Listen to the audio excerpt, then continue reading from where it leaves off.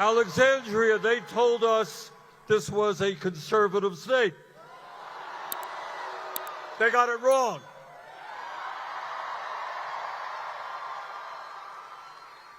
Before I go on, I want to say a word about Alexandria. Yes, she is an excellent congresswoman from New York. Yes, she has been an inspiration to young people all over the country. But I want to say something that is even more important about Alexandria. 6 years ago, she was a waitress in New York City.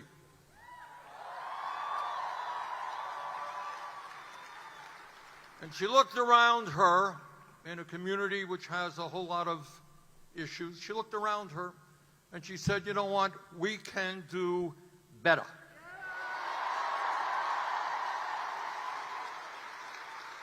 So with no money, no organization, she took on one of the most powerful Democratic leaders in the U.S. Congress, and she beat him.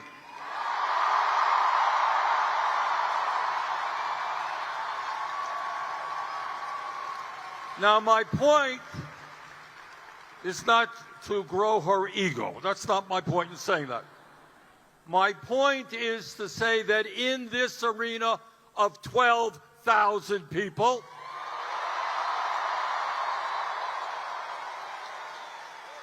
there are hundreds of Alexandrias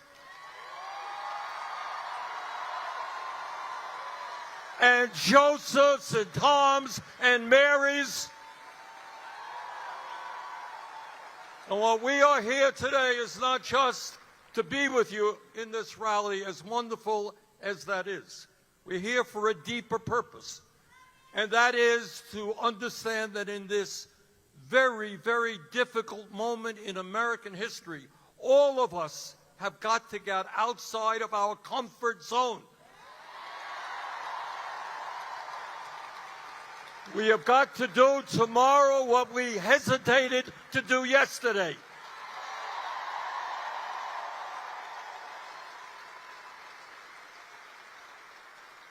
And as Alexandria just said, when we stand together, when we do not allow them to divide us up by the color of our skin or where we were born or our sexual orientation, there is no stopping us.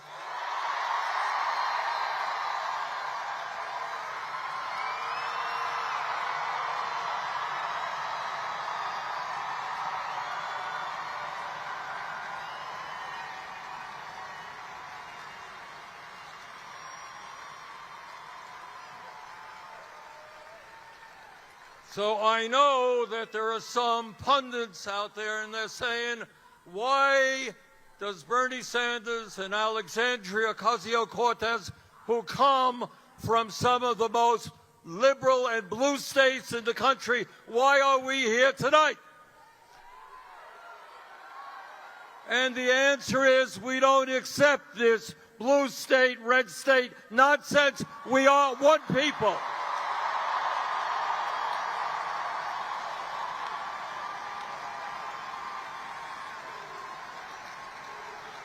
That's right. We are the United States of America, not red states, not blue states.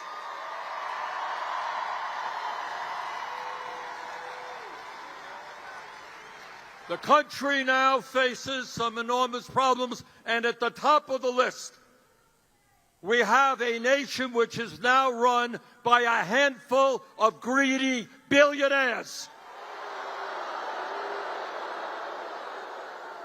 You know, I used to talk about oligarchy, and people say, what is he talking about? Everybody knows what I'm talking about tonight.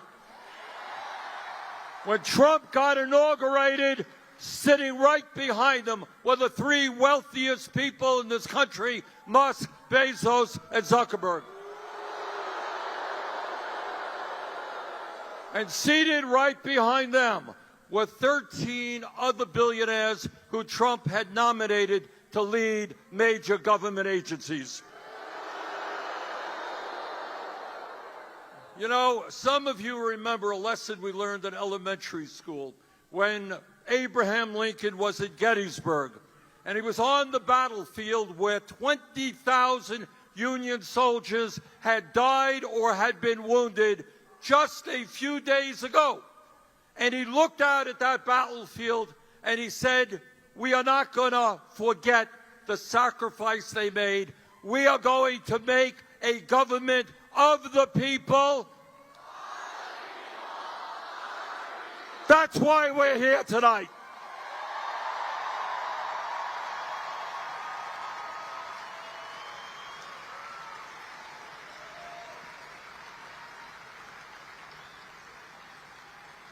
We want a government of the people, by the people, for the people, not a government of the billionaire class, for the billionaire class, and by the billionaire class. And right now, unbelievable, as we speak, you got the wealthiest guy on earth, Mr. Musk. Mr. Musk, you don't hear about this much in the corporate media or on the halls of Congress. Mr. Musk himself owns 5 times more wealth than the bottom half of the households in America. One man. And this guy is running all over Washington, D.C., slashing the Social Security Administration. And what that means is elderly and disabled people will find it increasingly difficult to get the benefits they paid into. This guy is proposing to cut 83,000 jobs from the Veterans Administration. These are the men and women who put their lives on the line to defend our country. We owe them everything.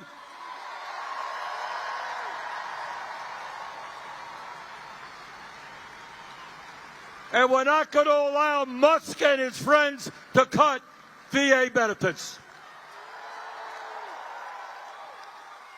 And when we talk about oligarchy, it's not just economic power, it is political power.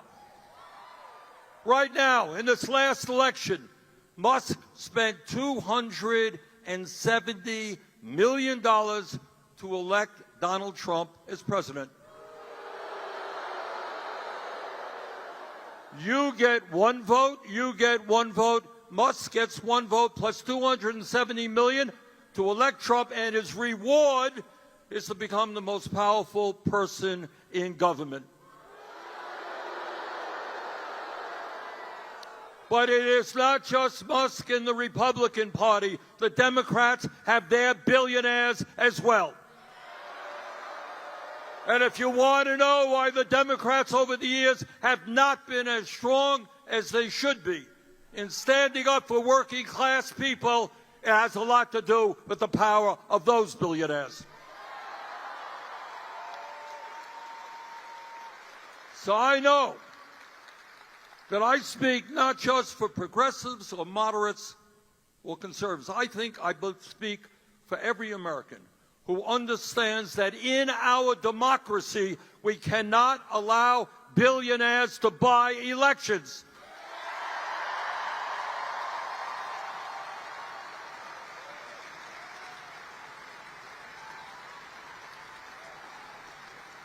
In America, one person, one vote, not billionaires buying elections, and that is why we got to overturn this disastrous Citizens United Supreme Court decision.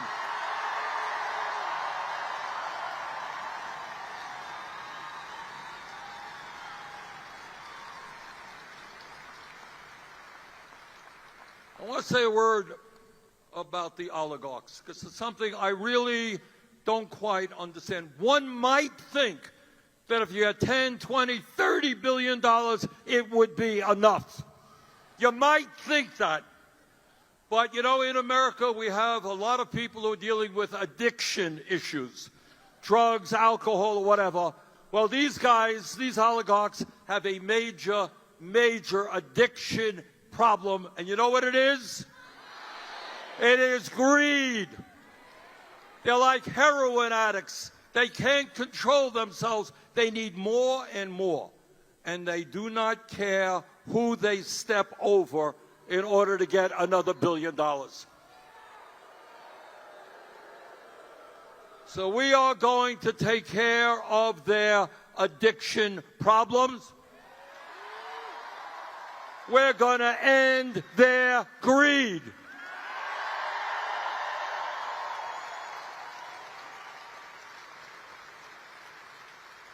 But brothers and sisters, it is not just oligarchy we are dealing with right now. We are dealing with a president who undermines our Constitution every single day,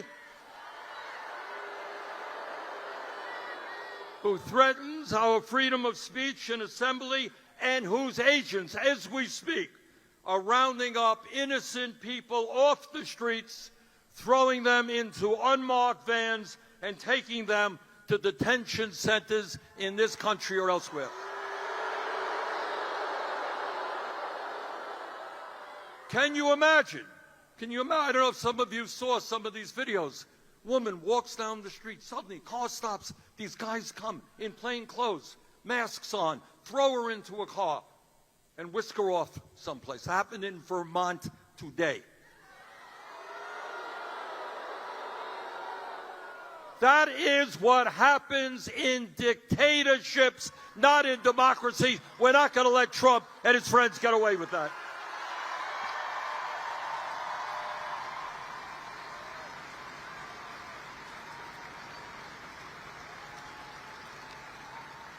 And again, I don't care whether you're a conservative or a progressive. Men and women have fought to defend our democracy and our Constitution. And we're not going to let Trump destroy that Constitution.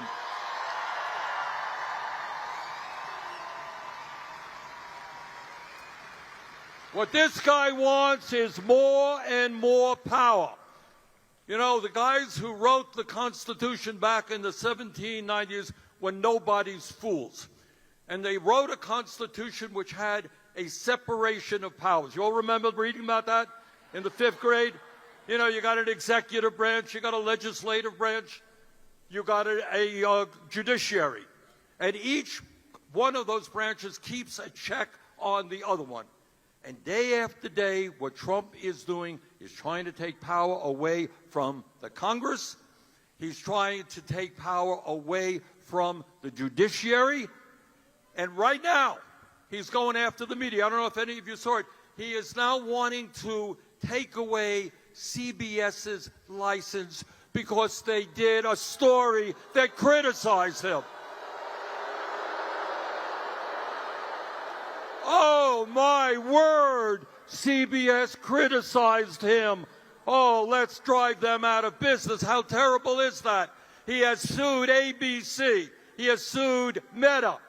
He has sued the Des Moines Register. This guy cannot take criticism. He can dish it out all right, but he can't take it. And I say to Mr. Trump, if you can't take criticism, get out of the political process. This is a democracy.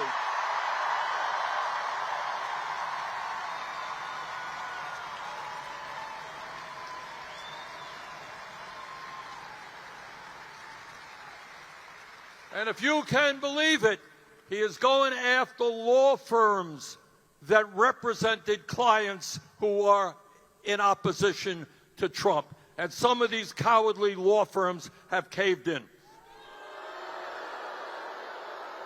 You know, one might think that the function of a large, multi-billion-dollar law firm is to defend the rule of law, not cave in to Donald Trump.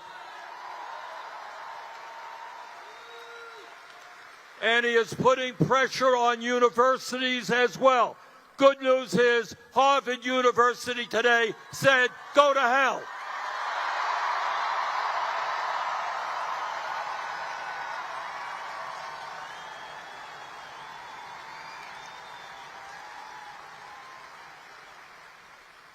During World War II, when the United States of America and our allies were fighting fascism in the East and in Europe, 400,000 men and women died to defend American freedom.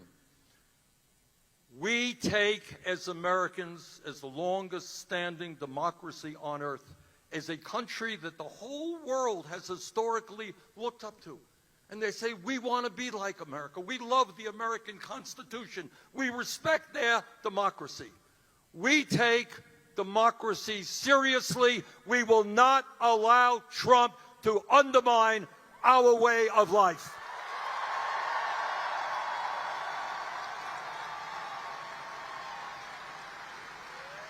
Too many people have fought and died to defend democracy.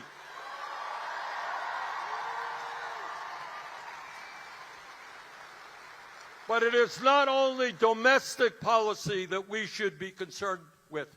For the first time in the 250-year history of our country, we have a president who is aligning himself with dictatorship abroad.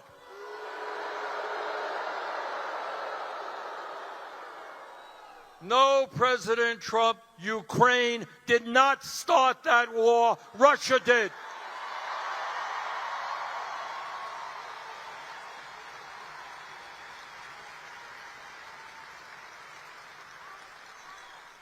But it's not just Ukraine.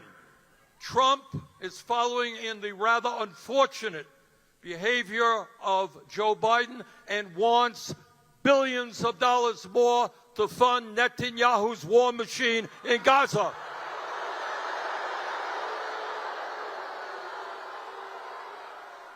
Israel, like any country on earth, has the right to defend itself from terrorism, but it does not have the right to wage all-out war against the Palestinian people.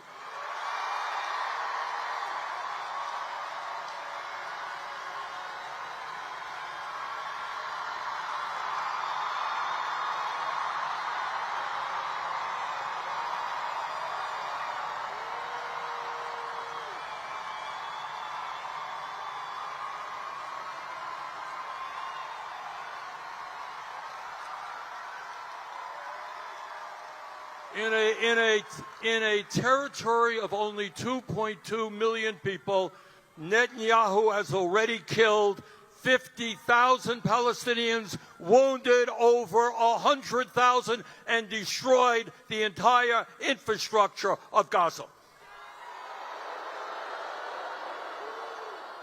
I am doing my best to demand not another nickel for Netanyahu's war machine.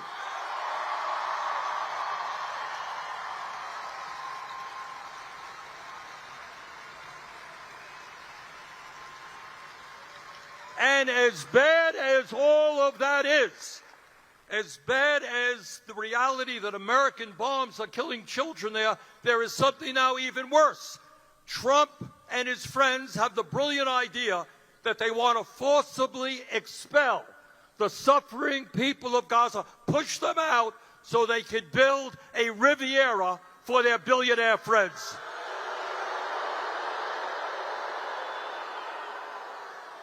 That is absolutely insane. We will not allow that to happen.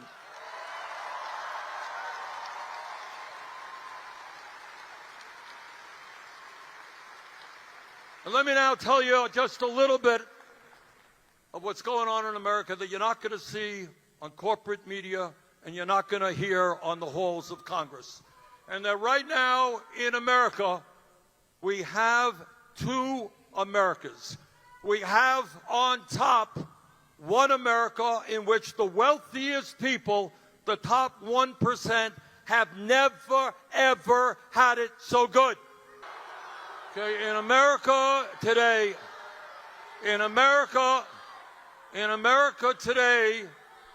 we have more income. In America today, let me move on to, I know that this is a sensitive issue, something I am helping leading the effort in Congress. But I do want to say, hold it. What we have also got to focus on is the crisis facing not only the people in Gaza, but the crisis facing the working class of this country. And the way we beat Trump is we develop an agenda that speaks to the needs of the working class of this country, not just the 1%.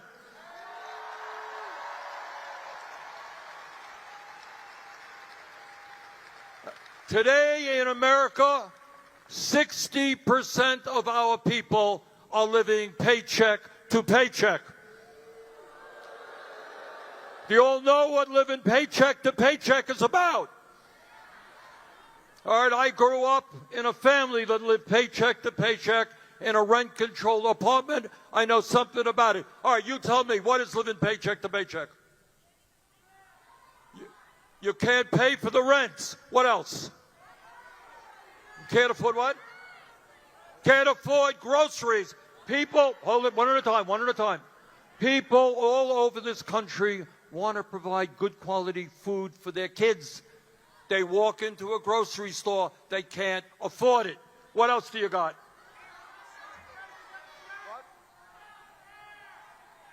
Health care.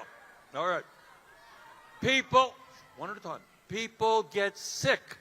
And in this country, they can't afford to go to a doctor. We lose 60,000 people a year because they don't have the money to go to a doctor when they should. If you are a single mom, you can't afford child care. If you are a college student, you're going to go deeply in debt to try to get the education you need to get a decent job. Meanwhile, while working families struggle to put food on the table, the richest 1% live in their own fantasy world. You may have seen just the other day, Jeff Bezos took some of his friends to outer space. When they go on vacation, they go to their own islands that they have, fly around the world in their own planes. Our demand is an economy that works for all, not just a few.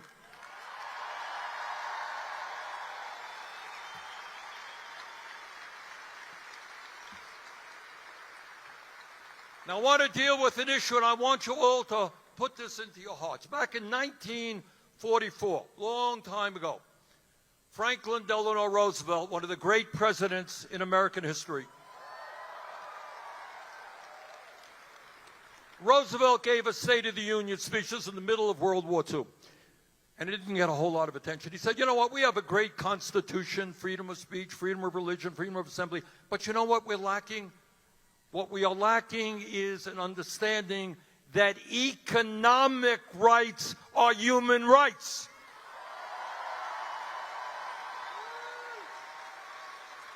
So you have the right to vote, but if you're sleeping out on the street, doesn't matter. You have the right to vote, but if you can't afford health care, it doesn't matter. So what we need to do is to understand and not let the establishment beat us down.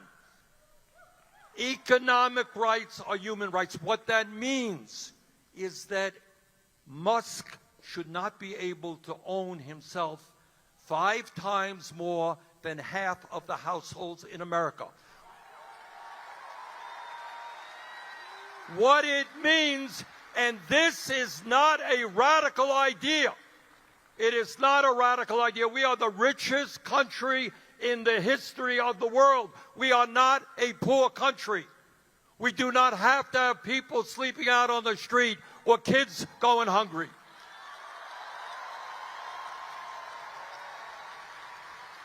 We don't have to have 20% of our elderly living on $15,000 a year or less. We don't have to have the highest rate of child poverty of almost any major nation on earth.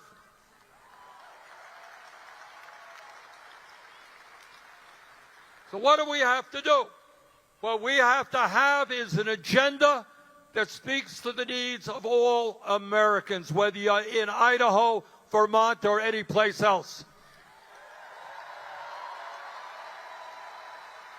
Brothers and sisters, health care is a human right.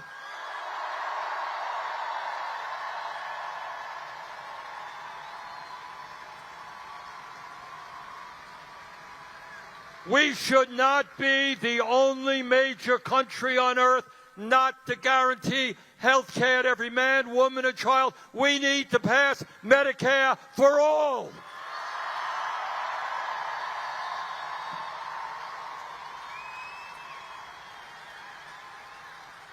Instead of spending $1 trillion on the military, we need to build 5 million units of low-income and affordable housing.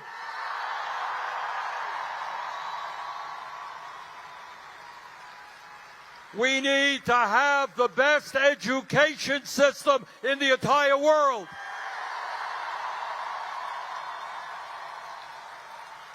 I want the best and the brightest to go into teaching. I want the teaching profession to be respected.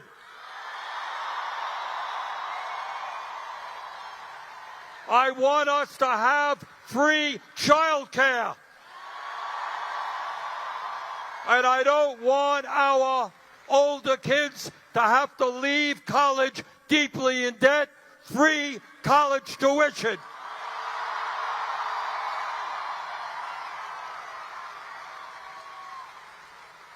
And despite what Trump says, climate change is not a hoax. It is an existential threat. We can lead the world and create millions of good-paying union jobs, transforming our energy system away from fossil fuel and into energy efficiency.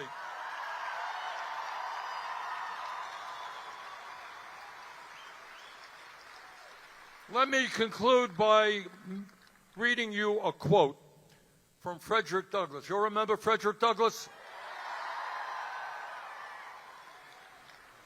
He was a great abolitionist, and in the midst of the struggle to end the nightmare of slavery back in 1857, this is what he said, and I quote, "Power concedes nothing without a demand. It never did, and it never will. Find out just what any people will quietly submit to, and you have found out the exact measure of injustice and wrong which will be imposed upon them. And these will continue till they are resisted with either words or blows or with both. The limits of tyrants are prescribed by the endurance of those whom they oppress."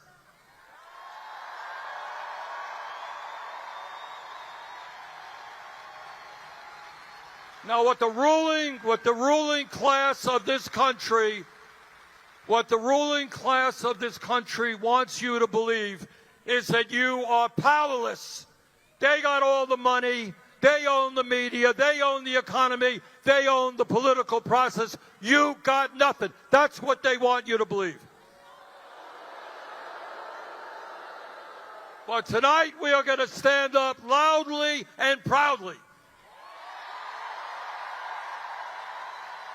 and tell them we have had enough. This country belongs to all of us, not the billionaire class. Let's go forward. Let's do it. Thank you.